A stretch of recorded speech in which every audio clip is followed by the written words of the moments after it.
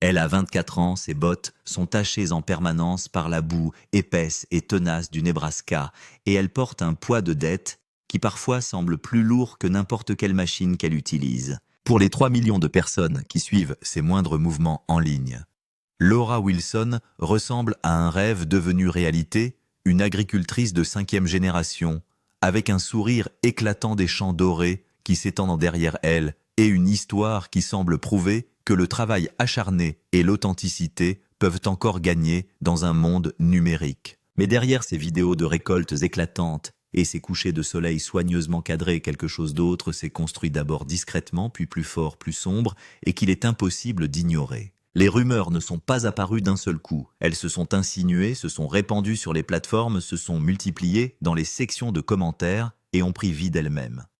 Des problèmes financiers, un employé qui s'en va en milieu de saison, un mariage supposé s'effondrer.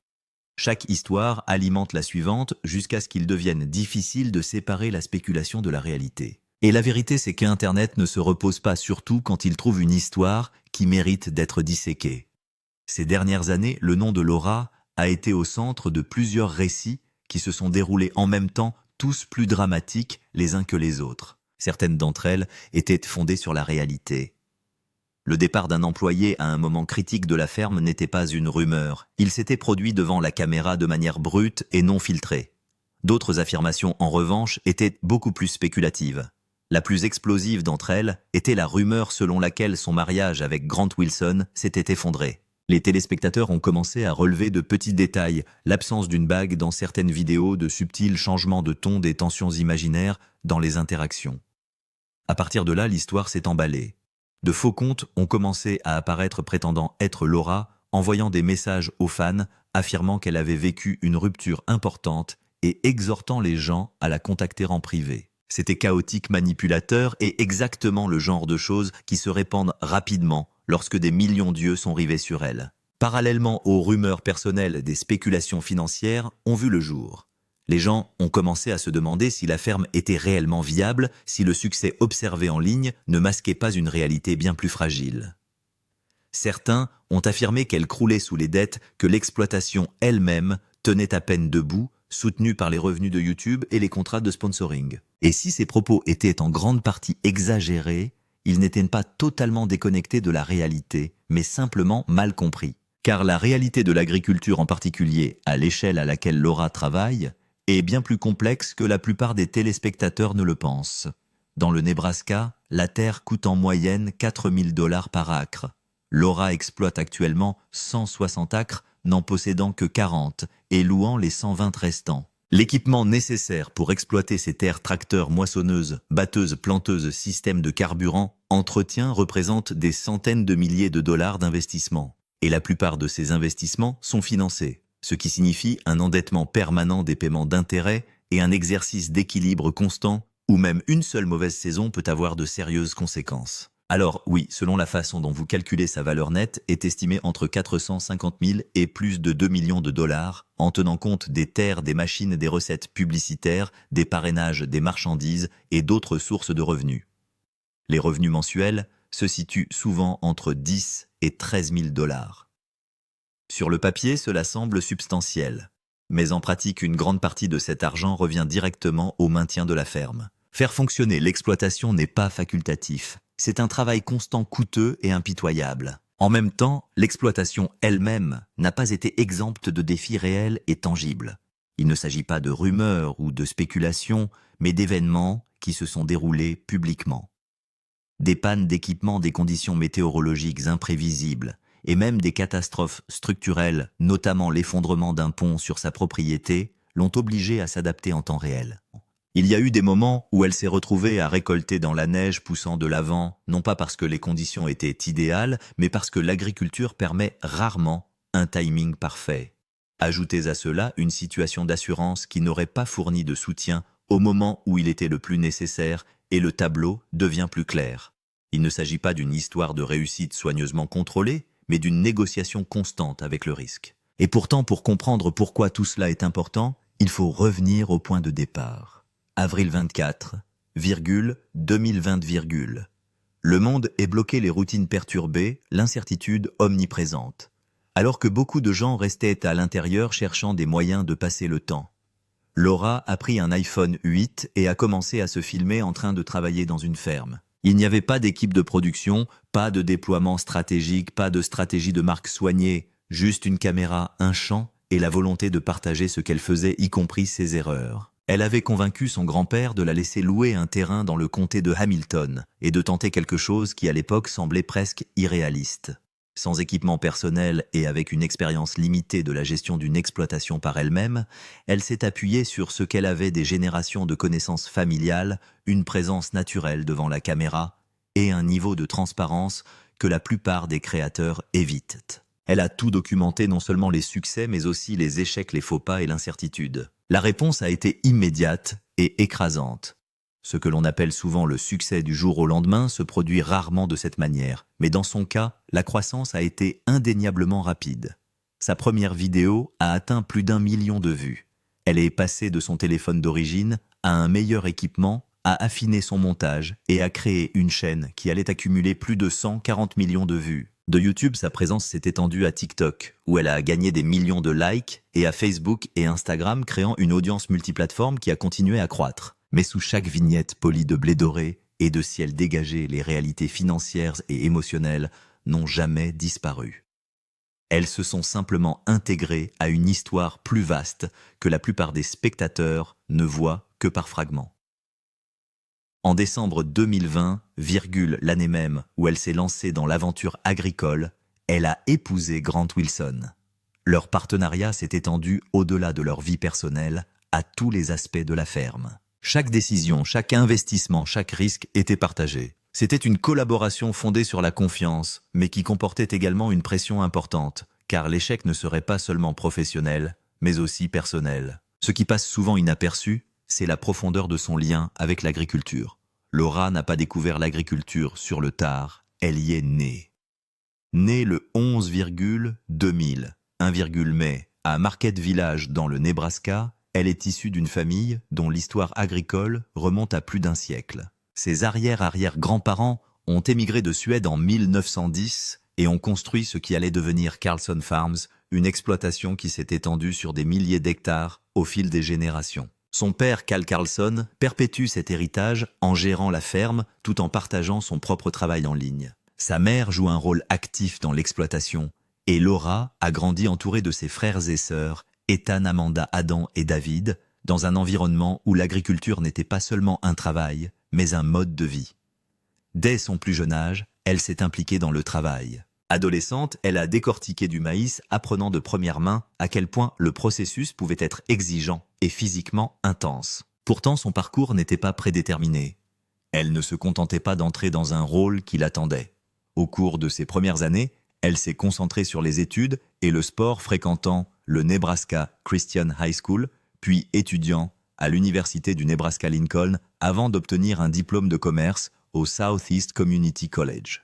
L'agriculture faisait partie de son identité, mais ce n'était pas au départ l'avenir qu'elle s'était tracé. C'est ce qui rend son histoire plus complexe qu'il n'y paraît à première vue. Il ne s'agit pas seulement d'hériter d'une terre ou de poursuivre une tradition familiale. Il s'agit de choisir de s'engager dans quelque chose d'incertain, de construire quelque chose à partir de zéro, tout en portant à la fois l'héritage et les attentes. Et lorsque vous combinez cela avec la visibilité de millions d'adeptes, les réalités financières de l'agriculture moderne et la nature implacable de la spéculation en ligne, il devient clair pourquoi l'histoire autour d'elle s'est développée de manière si intense. Le reste, la pression, le risque, l'incertitude et la résilience nécessaires pour continuer existent juste en dehors du cadre, influençant chaque décision qu'elle prend, que l'Internet choisisse de le comprendre ou non. Laura Wilson n'est pas seulement une agricultrice. C'est une femme calculée et instruite qui a choisi délibérément de planter son drapeau dans le sol. Cette décision montre qu'elle n'est pas tombée par hasard dans l'agriculture à 19 ans. Elle l'a abordée comme une start-up. Elle a cherché les terres de son grand-père. Elle a négocié. Elle a planifié. Elle a commencé avec absolument rien en termes d'exploitation et l'a construite pièce par pièce. Les connaissances agricoles familiales étaient là comme base, mais tout le reste, l'équipement, les surfaces, louer, le public, la marque, elle l'a construit elle-même. Il y a quelque chose de presque poétique dans le fait que l'arrière-arrière-petite-fille d'immigrants suédois arrivés aux États-Unis sans rien soit aujourd'hui l'une des agricultrices les plus suivies du pays. Mais ne soyons pas trop chaleureux, car la détermination farouche qui a permis à Laura Farms de voir le jour l'a également placée directement sur le chemin de certaines eaux très agitées. Et ces eaux, elles sont arrivées rapidement. L'héritage est donc réel, l'ambition est réelle, la marque est réelle. Mais que se passe-t-il lorsque le monde réel décide de tester les trois en même temps? Lorsque tout commence à s'effondrer d'un seul coup.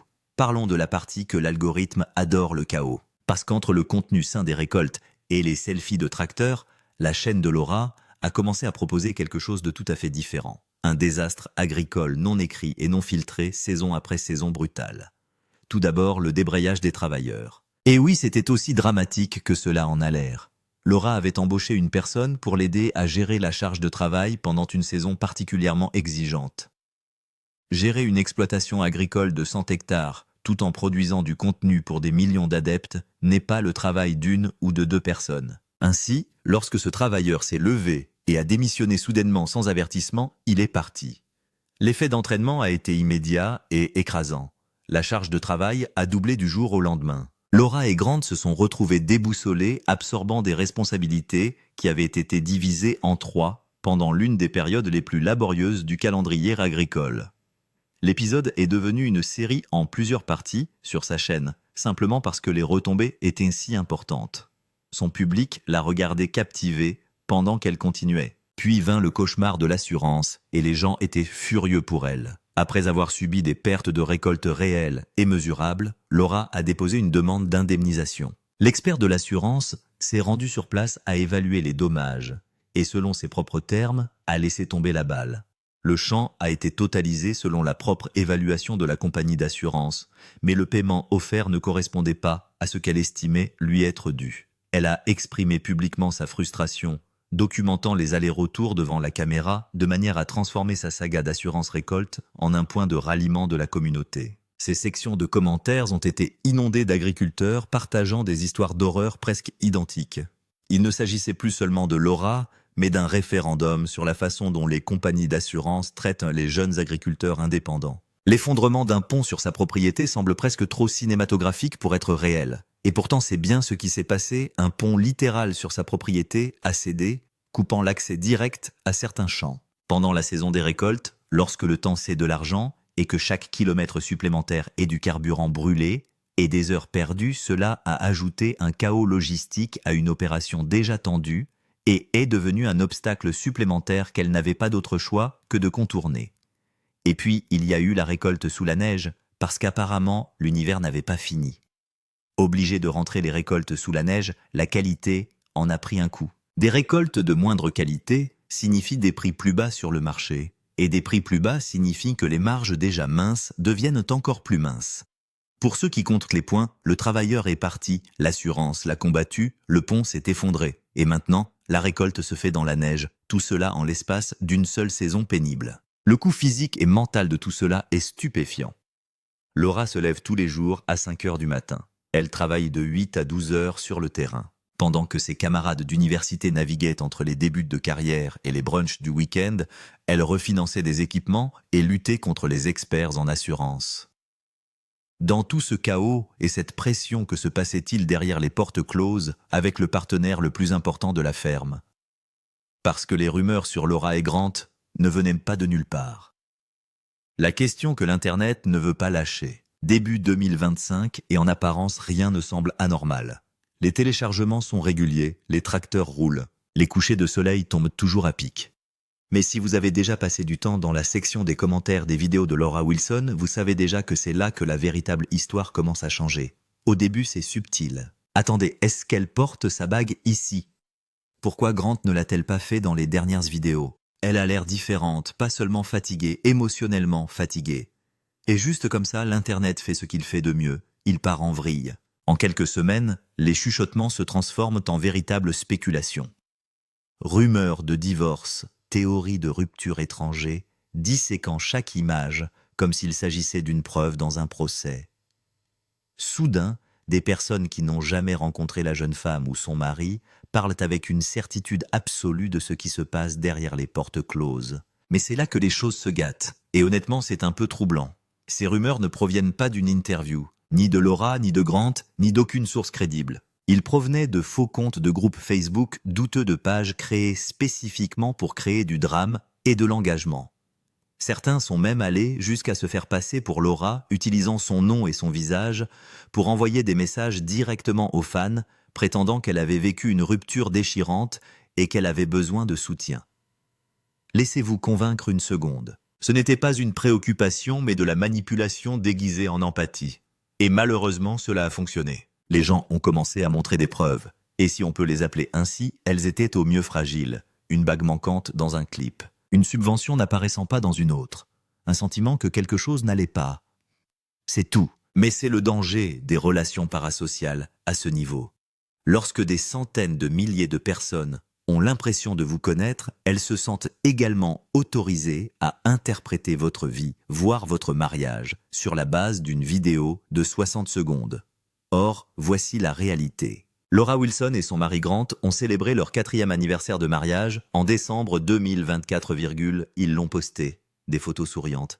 De vrais moments, aucun signe d'une relation en train de s'effondrer. Donc, à partir de tout ce qui a été vérifié, les rumeurs de divorce sont complètement fausses. Mais, et c'est ce qui compte, la pression que les gens croient voir est bien réelle. Car Laura et Grant ne sont pas seulement un couple, ils sont des partenaires commerciaux dans l'une des industries les plus imprévisibles et les plus risquées qui soient. L'agriculture n'est pas une virgule 9 tout 5. Il n'y a pas de congé au bureau, lorsque votre maison, votre revenu et votre avenir sont tous liés à la même terre. Chaque décision les affecte tous les deux. Chaque mauvaise saison les touche tous les deux. Chaque risque est partagé. Il n'y a pas d'interrupteur. Et ce genre de vie peut mettre à l'épreuve même les relations les plus solides. Alors non, la version d'Internet de leur mariage n'est pas exacte, mais la vérité, elle est toujours compliquée. Et cela soulève une question encore plus importante. Si les rumeurs sur sa relation ne sont pas vraies, alors qu'est-ce que Laura a finalement confirmé pour que tout le monde en parle? Laura rompt le silence. Et oui, tout est vrai. Ce qui fait de Laura Wilson un personnage si fascinant, c'est qu'elle ne nie pas les choses difficiles. Elle ne l'a jamais fait. La marque n'a jamais été construite sur la perfection, mais sur l'authenticité. Et dans un paysage médiatique qui se noie dans des bobines de faits saillants et des contenus aspirationnels parfaitement éclairés, sa volonté de montrer le désordre est exactement ce qui a fait que les gens sont tombés amoureux de sa chaîne en premier lieu. Alors quand elle a confirmé les rumeurs, pas toutes, mais celles qui comptaient vraiment, elle l'a fait de la manière la plus Laura possible devant la caméra sans fanfare, avec la franchise pragmatique de quelqu'un qui n'a tout simplement pas le temps d'être autre chose qu'honnête. Oui, l'employé est parti. Confirmé. Oui, la compagnie d'assurance l'a laissé tomber, et elle a dû se battre pour obtenir ce qui lui était dû. Confirmé. Oui, il y a eu un effondrement de pont. Oui, elle a récolté de la neige. Oui, les finances sont aussi compliquées et terrifiantes qu'elles en ont l'air. Elle a confirmé publiquement qu'il y a des saisons où il ne suffit pas de faire tout ce qu'il faut pour s'en sortir. Un moment en particulier a marqué les esprits, une jeune fan a dit à Laura qu'elle voulait lui ressembler quand elle serait grande. Et au lieu de s'illuminer de la joie que l'on attendrait d'un succès dans les médias sociaux, à ce moment-là, Laura a ressenti quelque chose de plus compliqué. Parce qu'elle sait ce qu'il y a derrière la caméra. Elle connaît l'endettement, l'épuisement, les alarmes à 5 heures du matin, les batailles d'assurance et le poids d'un partenariat de prise de décision où chaque mauvaise décision a des conséquences financières réelles et durables. Ce qu'elle a également confirmé, et c'est la partie qui est négligée dans le cycle des rumeurs, c'est le pouvoir de la communauté. Lorsque la famille Rampel, une autre famille d'agriculteurs dans son orbite, a été confrontée à sa propre crise dévastatrice, Laura ne s'est pas contentée de passer son chemin. Elle s'est organisée. Des dizaines d'agriculteurs se sont présentés pour aider gratuitement à la récolte. Elle a mené des actions de collecte de fonds. Au milieu de son propre chaos opérationnel, elle s'est présentée pour quelqu'un d'autre. Ce n'est pas du contenu, c'est du caractère. Et le divorce, les faux comptes, le drame fabriqué. Elle a également abordé ces questions en appelant les imitateurs, en mettant en garde son public contre les messages frauduleux et en demandant aux fans de signaler les comptes suspects. Elle n'a pas tourné autour du pot. Elle n'a pas donné aux rumeurs l'espace émotionnel qu'elles essayaient d'occuper. Elle les a reconnus à rectifier le tir et à continuer à avancer. La grande vérité que confirme l'histoire de Laura ne concerne pas qu'elle. Elle concerne ce à quoi les jeunes agriculteurs sont confrontés dans un système qui favorise de plus en plus les grandes entreprises au détriment des petits exploitants indépendants. Les revenus agricoles sont en baisse. Laura et Grant mènent un combat difficile dans un système qui n'est pas fait pour eux et ils le font sous l'œil des caméras du monde entier. à 24, Laura Wilson n'est pas un conte de fées. Elle n'est pas non plus un conte d'avertissement.